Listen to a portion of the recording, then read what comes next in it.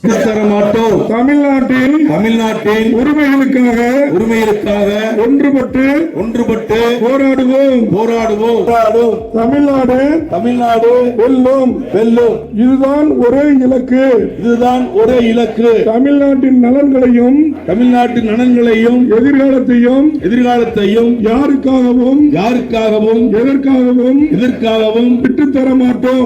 திண்டுக்கல் மணிக்கூண்டில் திமுக திண்டுக்கல் கிழக்கு மாவட்டம் சார்பாக நாடாளுமன்ற தொகுதி மறுசீரமைப்பு இந்தி திணிப்பு என்று தமிழ்நாட்டின் உரிமைகளுக்கு எதிராக செயல்படும் ஒன்றிய பாஜக அரசை கண்டித்து ஊரக வளர்ச்சித்துறை அமைச்சர் திரு ஐ. பெரியசாமி தலைமையில் திமுக தலைமை கழக பேச்சாளர் திரு வயலூர் கிருஷ்ணமூர்த்தி முன்னிலையில் தமிழ்நாடு போராடும் தமிழ்நாடு வெல்லும் கண்டன பொதுக்கூட்டம் நடைபெற்றது. இந்த கண்டன பொதுக்கூட்டத்தில் உறுதிமொழியும் ஏற்கப்பட்டது.